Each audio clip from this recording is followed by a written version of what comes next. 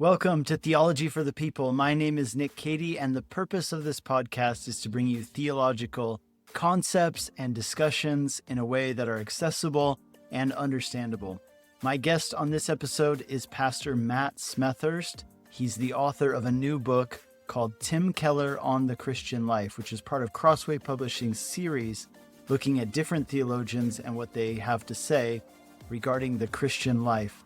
In this episode, Matt talks to us about the process of revisiting Timothy Keller's writings and sermons. He's looked at and listened to so many of them, and he's considered and boiled down the legacy of Tim Keller's contributions to the church and to theological discussion. As part of our discussion in this episode, Matt and I talk about some of the criticisms that have come against Timothy Keller in recent years, both from those within his tribe and from those without. And Matt gives some really good insight about that, and he talks to us about Tim Keller, the evangelist. So I hope you'll enjoy this episode. I'll be back at the end with some closing thoughts. Well, Matt, thanks for being a guest on Theology for the People. Yeah, Nick, nice to meet you, and thanks for having me. Tell me and our listeners a little bit about yourself, what's been your journey in ministry and brought you up to this point where you're at right now. I grew up in Charlottesville, Virginia, godly parents, became a Christian, I think, at a young age, and really grew in my faith, though, a lot at James Madison University. Learned to dive into the Bible in a deeper way, developed a love for theology, learned how to share my faith, and ended up going overseas and serving as a missionary for a couple years in East Asia. And yeah, that I would say then over the last 15 years since then has kind of been a journey toward understanding what God's word teaches about the church, about ecclesiology, and how the church is central in his design for the world. It's through the church that his wisdom is made known to the powers and principalities, Ephesians 3:10. And so in falling in love with the church, I developed a desire to ultimately serve as a pastor. I was a lay pastor, an elder for 6 years at a church in Louisville, Kentucky, where I was a seminary student. But in 2022, our family and some other adults from that church in Louisville moved to Richmond, Virginia to plant River City Baptist Church. And so we just surpassed 3 years. God has been super kind to us. I have really good help, and we're just trying to be a bold and faithful gospel witness here in a place that really needs it. Oh, that's great. Hey, hold on a second. I'm sorry Yeah. that this is a church planning thing, by the way, Nick, that where I office out of a co-working space Yeah. that we share with others. I think people are talking in the hallway. Okay. It's not terrible. Is and it my not? filters will get rid of it. Okay, great. Yeah. Don't worry about it too much. And let me just add one more thing. But most importantly, I'm married to Megan, and I have 5 children, 2 of whom are about to turn 1. They're identical twin boys. And so life is good, but it's also very full. Wow. Yeah, that's a lot. So, wow, church plant, little kids. Yeah, good season of life, it sounds like. I look back fondly at those seasons in my life, and so I hope you're enjoying it. You recently wrote a book. Kind of tell us a little bit about it. So it's about Tim Keller, but it's really about Tim Keller on the Christian life. And what does that mean? I mean, explain that, please. Yeah. Do you have a copy of the book, a hard copy? Not yet. I ordered one, and Okay. it hasn't come in yet. Well, I wish I could just send this through the screen to you, but we just got copies the other day, and Crossway did such an amazing job, I think, just with the design, the cover, the dust jacket. It was a real honor to partner with them. Yeah, so Tim Keller on the Christian life, that's really what the book is. It's focusing on Tim's best teaching on everyday Christian living. So he left behind a voluminous body of work, over 30 books, nearly 50 years of sermons, not to mention interviews, conference messages, courses, studies. And that's a ton of material to wade through, and it's intimidating for the average Christian who may have heard of Tim Keller. Maybe they respect Tim Keller. Perhaps they've read something of his along the way, but they may also not really know where to begin in terms of diving deeper into his body of work. And so I've tried to produce something akin to a greatest hits album. I didn't really think of it that way, but one of the endorsers of the book described it as that. And I think that's probably fair. And there are so many endnotes in the back for people who want to dive deeper that you could think of those, I guess, as kind of the hidden tracks. I don't expect most readers to read all the endnotes, but I was wanting to show, A, I've done my homework, and B, it's kind of a nod to the way Tim Keller wrote books. In fact, recently Trevin Wax wrote an article called Tim Keller, King of the Endnotes, and he shares his top 10 favorite endnotes that Keller ever wrote, because they weren't just bibliographical information, they were substantive, and often there were little Easter eggs hidden in there. So I've tried to do the same thing. But yes, I'm wanting to synthesize and distill Tim's best teaching on bread and butter, everyday, timeless Christian living. So this is not a book about public theology. It's not a book about cultural apologetics. It's not a biography. It's not a critical evaluation of his legacy. All of those things are worthy projects. But I'm really trying to do something a bit more simple and focused. And that's just bring out what I think is the best of his material that will really stand the test of time. Yeah, that's great. And just, like you just said, you're not writing a critical analysis of his life and ministry. But I do think it's important to get out in front of this at first. It seems like, I don't know if you go back maybe 10, 15 years. I mean, Tim Keller was like the favorite child of all evangelicals, right? He's almost like a uniting figure that like everybody could come around and say, yeah, what this guy is teaching, what he's doing, it's just so good. But it seemed like in recent years, and I think it was really sad that it happened right around the time when he was sick and dying, that suddenly there became a lot of pushback against him, people critical of his teachings and feeling that he accommodated too much, that he didn't talk about some issues enough. What would you say to somebody who immediately dismisses, for example, a book like this by saying, oh, well, Tim Keller, he's this or that?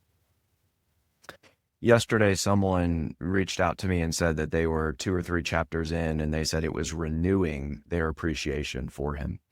And my purpose in this book is not to do PR for Tim Keller or anything like that. But that was gratifying to hear, because I do think that there are some folks who either have dismissed him outright based on perhaps things they've heard and they've never engaged firsthand with his material, or they did so once upon a time. They kind of have already had their Tim Keller phase, and they feel like they gleaned what there is to glean from Keller, and they've moved on to bigger and better things. And I'll just say that for this book project, I revisited all of the books that I had read, 4, 6, 8, 10 plus years ago. And I was repeatedly struck by how fresh everything still felt, and not just fresh, but biblically robust and faithful. Now, I will say that I understand, Tim was not interested in being a kind of partisan political figure. And so I can understand certain critiques of people who may think that he was too silent on certain major social issues of our day, abortion, for example, especially in a place like New York City. But though, and I would sympathize with that critique to a degree. I wish Keller had spoken out on that issue, for example, more than he did. But the reason he didn't, and this is where I think slander can take root, the reason he didn't was not because he was a coward, and it was not because he was trying to curry favor with cultural elites. The reason he didn't, it's actually something he explicitly articulated in sermons, and even Kathy wrote about this in an article, is he thought he was an evangelist. And he one time said that, if Jesus rose from the dead, then we need to care about what he said. But if Jesus didn't rise from the dead, then why care about anything he said? So if you have secular Manhattanites who are not interested in the teachings of Jesus because of what the Bible teaches about, say, sexual ethics, Keller's thought was not that, well, what the Bible teaches about sexual ethics is embarrassing and I need to avoid it and apologize for it. Rather, his thinking was, this person needs to first and foremost stumble over the stumbling stone himself. And that's actually what he meant by contextualization. Contextualization was not a way of sidestepping the severity of sin or making Christianity cool. Contextualization was a way of making Christianity clear. And to the degree Keller would say that you've done it well, the offense of the gospel has become even more evident to the person. And so if someone were to come up to Tim and say, well, I can't trust the Bible because of what it teaches about this moral or social or political issue, he and his classic apologist, evangelist way of doing things would say something like, okay, so just so I'm understanding, you're saying that because of what Christians believe and teach about X issue, Jesus couldn't have gotten up from the dead. Mm-hmm. So a lot of the difference, and one of the differences I have with Tim is when it comes to ecclesiology and ministry philosophy, but and therefore I think in terms of what a Sunday morning service is, in terms of who you're primarily trying to engage, who you're primarily speaking to, Keller was operating more as an evangelist. And I think that is why he wanted to keep the tip of the spear, the claims of Christ and the gospel of Jesus. But yes, I mean, when you produce that much material, literally thousands of sermons over the course of 4 decades, you're not going to get everything right at all times. And I do think that there is a place for appreciative critique of Tim Keller. He was not perfect, but he lived and ministered to point people to the one who is, and that's the Lord Jesus Christ. And I think people impoverish themselves and impoverish their churches when they just dismiss Keller as some kind of squishy sellout, when in reality, the more you listen to his preaching, the more you realized, oh, actually, this was a guy with guts. This was a guy who moved to New York City in 1989 before it was hip and cool to move to a place like New York. It was a dangerous place. Crime rates were as high as they had been in 100 years. People thought the Kellers were crazy to go there. And so I think there is some revisionist history going on, especially the more you listen to his sermons and you realize, wow, he was denouncing sin and confronting Manhattanites in their idolatry in a really forthright way. So that's a longer answer maybe than you were looking for, but No. I'm not here to defend everything Keller ever said, but I also think people are foolish and impoverish themselves to dismiss his work. Well, it's a great answer, and I think it's a really important question when it comes to this book. And I think it's like actually really honoring to him, to like answer those kind of questions that people are, if they're going to dismiss the book, I mean, I wouldn't want them to do that. Like you said, they're going to miss out on so much. Yeah. Another thought I had, I used to, really enjoy a lot of his stuff. Like you said, everybody had their kind of Tim Keller season in the past. Yes. I remember mine. I was living in Hungary at the time, and I read his book, The Prodigal God, and I was just like, what, it was so clear and so helpful. And I really, I got a lot out of it. But I did notice something. It's not just true of him. And I think it kind of gets back to what you were just mentioning, is that it's important to remember that as you listen to Tim's sermons, maybe more than his books, you have to understand that he's pastoring a church. And like you said, his ecclesiology might be somewhat different than yours, but he's pastoring a church. And I think that sometimes that can be easy for people to forget, right? He's not presenting, when you listen to his Sunday morning sermon, he's not presenting something that's necessarily for everybody everywhere. He's speaking to the people who are sitting in front of him. And of course, some of that stuff is going to be broadly applicable, but some of it's going to be, dealing with the issues and the Holy Spirit speaking to the people right in front of him. And, this was like Martin Lloyd-Jones's whole thing, right? It's like he didn't even want his sermons to be recorded. Someone did, but he didn't want to be recorded because he felt that there was something happening in that moment that was special. So I think that's important to keep in mind. What do you think was the most challenging part for you in writing this book? Oh, man. I didn't just want to regurgitate Tim's books. As helpful as they are, I thought that would be a less interesting kind of project. And I didn't want it to feel to the reader just like a highlight reel of Keller quotes where you have essentially one block quote after another. And the reader thinks, well, man, I could have just read a Keller book rather than this. What I wanted to do is go deep into his sermons, because I think that's where so much of the gold is, much of which never made it into his books. And so I was, sorry, can you just give me 1 second? Sure.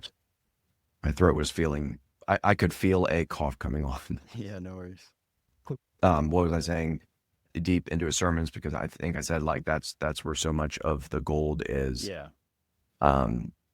That never made it into his books. And so that's why I was wanting to scour, really, kind of like a treasure hunter, Keller's published material, both written and spoken, to find the very best stuff. The kind of stuff, honestly, because I wrote this book as a pastor. You mentioned that Keller was a pastor. And by the way, that's so important to emphasize, because you cannot understand the Tim Keller everyone thinks about without understanding the Tim Keller no one thinks about. You can't understand New York Keller apart from understanding Hopewell, Virginia Keller. Hopewell, Virginia is a really small, almost rural town, only about 30 minutes outside of where I live in Richmond, Virginia. And that's where he spent his first basically decade as a pastor, in his 20s and early 30s.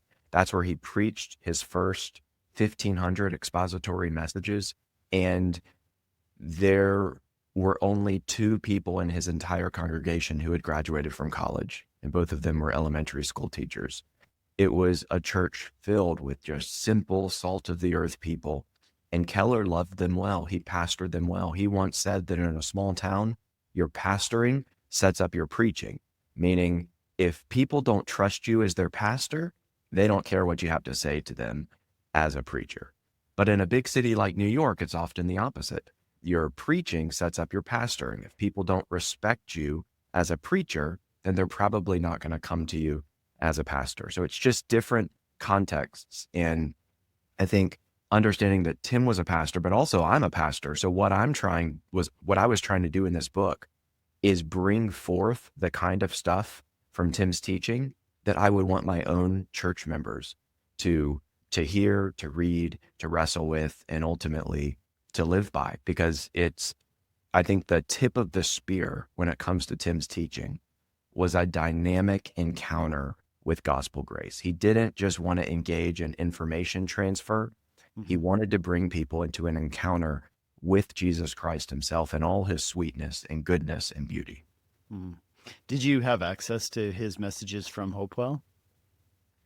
I did, yes. Was there a difference in them that you noticed between the ones in New York and? Well, I've listened to far more of his messages from Redeemer than I did from West Hopewell Prez. But the ones I heard, it's funny, Nick, there's a sermon from 1977 titled Two Adams that I listened to, which is just a brilliant, Romans chapter 5, Christ is the true and better Adam, although he wasn't using the term true and better yet. But it was just a glorious presentation of how Christ doesn't merely bring us back to what was lost in Eden, but he gives us something even better in the ultimately, and will, in the new heavens and the new earth. Christ has succeeded where Adam failed, where Israel failed, where you and I failed. It's all the kind of ingredients of the stuff we would come to know and love from Keller in later years. But what struck me is that he's not quoting in that sermon the New York Times, but he does quote the Richmond Times-Dispatch, which was the local paper at the time. So even then, you could tell he was a student of his context.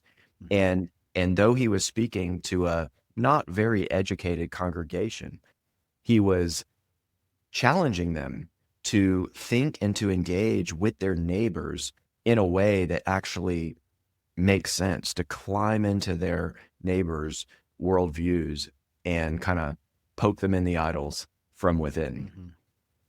Wow, that's fascinating. What do you think it was about Tim's life? I mean, was there something about his own life that informs the lessons that he taught about the Christian life? I think Tim also cannot be understood apart from realizing that he was a modern day Puritan. If you've read Puritan paperbacks, and I would really commend that to your listeners, Tim was a man of deep piety, deep spirituality. He had a vigorous prayer life, even though it was also a struggle. He wrote a great book in 2014 on the topic of prayer. He gave a talk one time at Redeemer, kind of an open forum type thing about his own personal journey in prayer, kind of 3 different stages and what his prayer life looked like. But even near the end of his life, he was saying, like within months of his death, he was telling a reporter, yeah, the one thing I wish I had done differently is I wish I had prayed more. Really? And so you referenced Martin Lloyd-Jones earlier.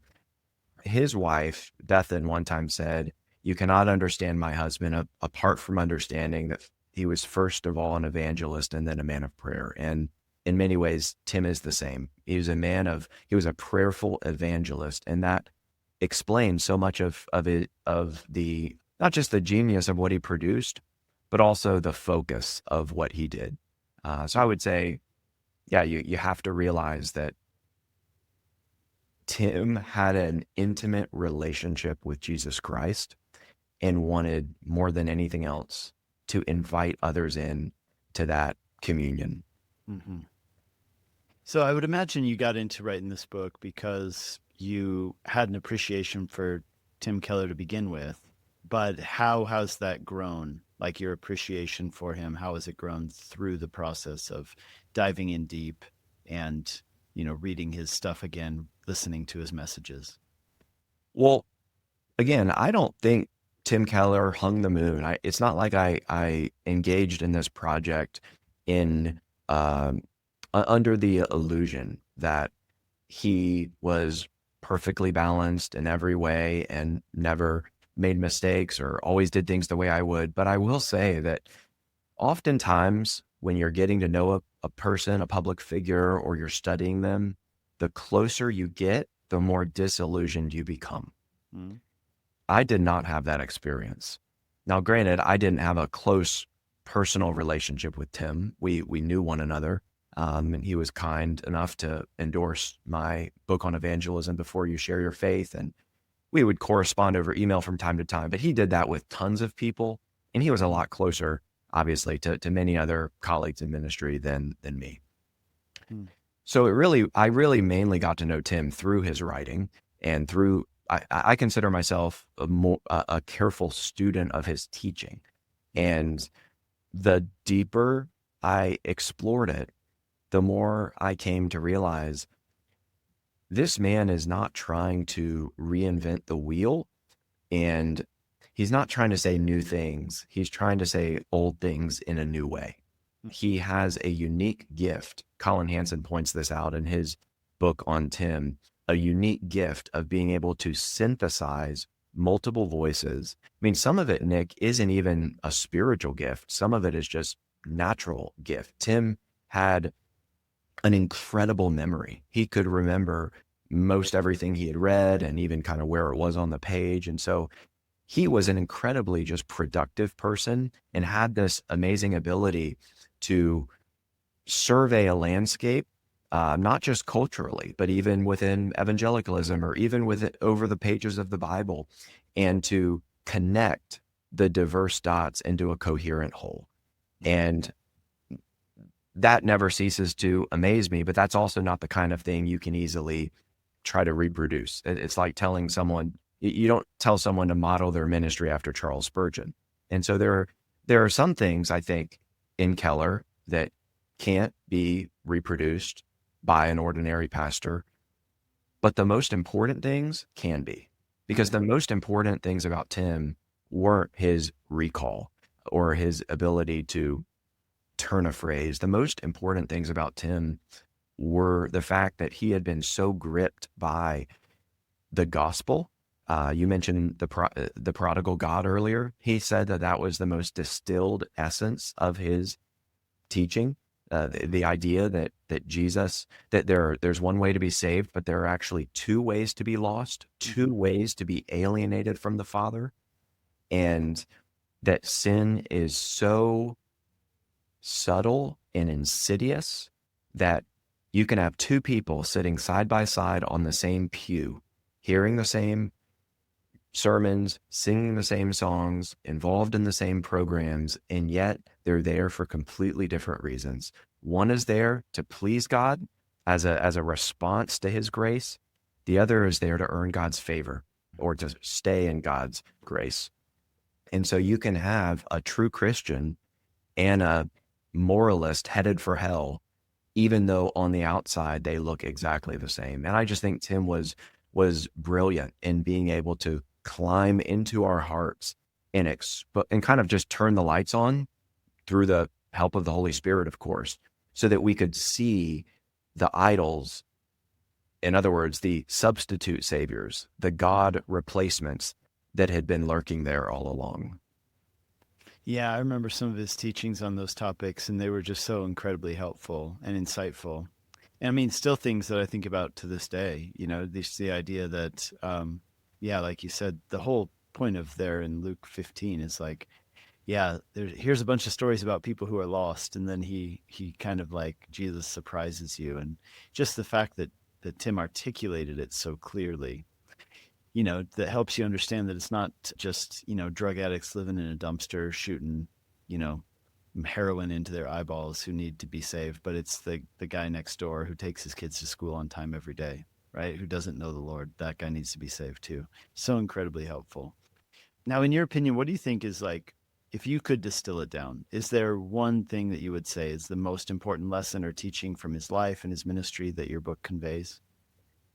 That Jesus Christ is not just a proposition to be believed, but is a person to be known, enjoyed, and treasured. So Tim didn't use the phrase Christian hedonism, which John Piper has popularized, but given their similar influences, if you think about it, Jonathan Edwards, C.S. Lewis, have massively shaped both John Piper and Tim Keller, even though their temperaments, the ethos of their respective ministries are very different.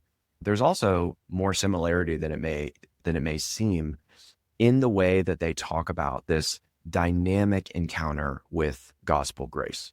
Tim would often invoke Jonathan Edwards' simple illustration that it's one thing to know a lot about honey and all of its properties, but it's another thing to have tasted it.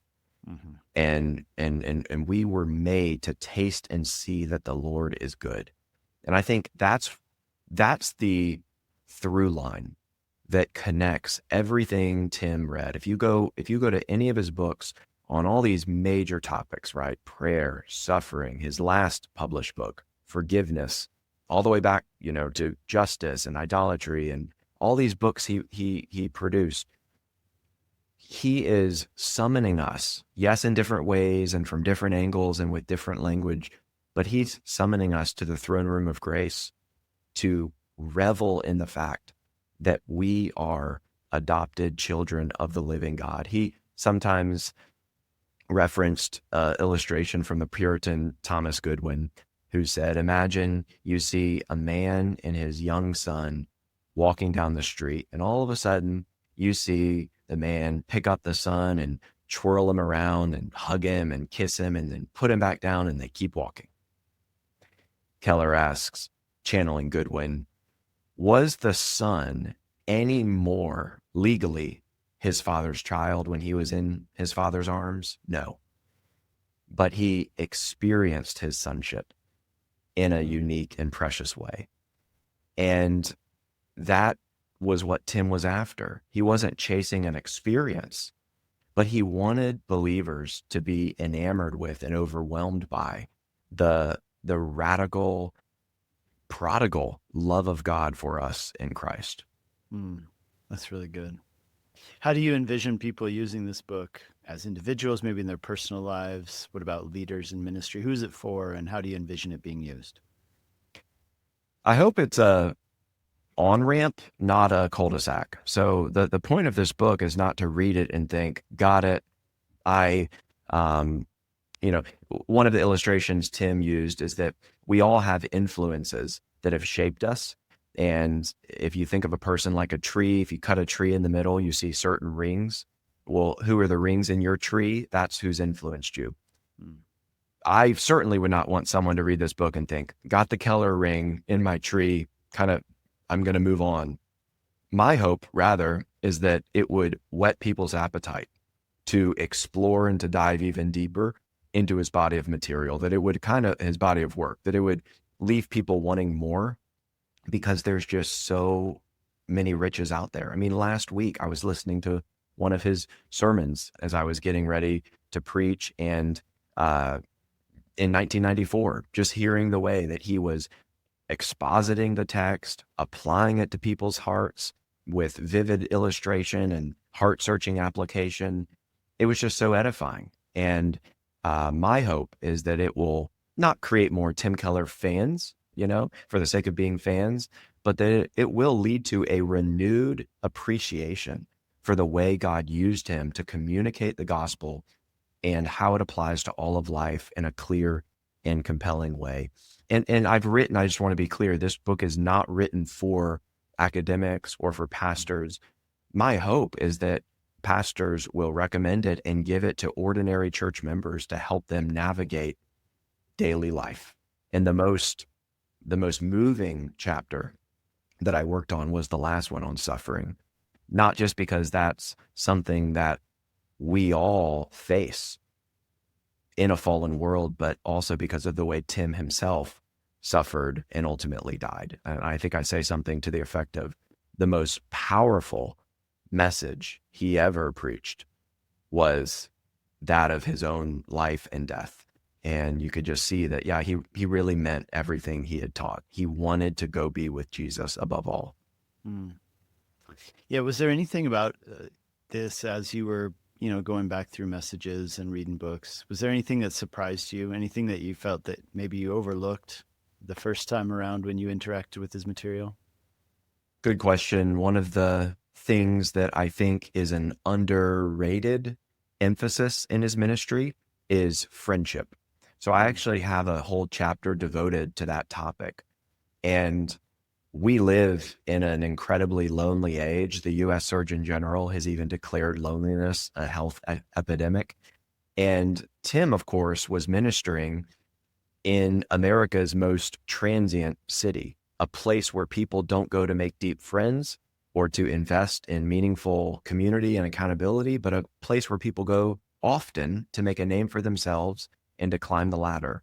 And so I think Tim, as a good pastor, was often sounding the note of the need for deep, rich, vibrant friendships. A lot of that was I think, arising out of his own friendship with Kathy. You can't understand Keller apart from Hopewell, Virginia. Like I said earlier, you also can't understand Tim apart from Kathy. She was a dynamic, intellectual equal and deep friend. And I think her reward is in heaven. I think only in the age to come let me say that again. I think only in the age to come will we realize how much she stood behind, encouraged, supported, and ultimately enabled so much of who he was and what he was able to do. But also C.S. Lewis, and by the way, Kathy is the one who introduced Tim to C.S. Lewis. C.S. Lewis wrote Kathy when she was a young girl some letters, actually, in the early 1960s before he died. And Lewis has a chapter in the Four Loves on friendship, which shaped a lot of Tim's teaching on that theme. So I would say that was one that maybe when I first set out to write the book, I didn't know if that would require a whole chapter, but sure enough, it did. And that's actually the chapter where I also talk about the necessity of commitment to a church. I was also struck by how no nonsense, just kind of in your face Tim was about telling Manhattanites, you need to join a church. You talk about your love of community, but you hear the word commitment or accountability and you run the other way, and that's not okay. So yeah, that's one example, but there's probably in every chapter I could point out things that, a year and a half ago, I either was unaware of or certainly less aware of than I became the deeper I explored his work. That's cool. Well, Matt, where can people kind of connect with you online? Is there a place where they can find other writings or keep up with your preaching or anything like that? I'm a big TikToker. No, I'm just kidding. I don't even really know how TikTok works. Okay. I am, pastor of River City Baptist Church, so people can listen to our sermons there. I'm on Twitter and relatively recently just started an Instagram account. So, Nice.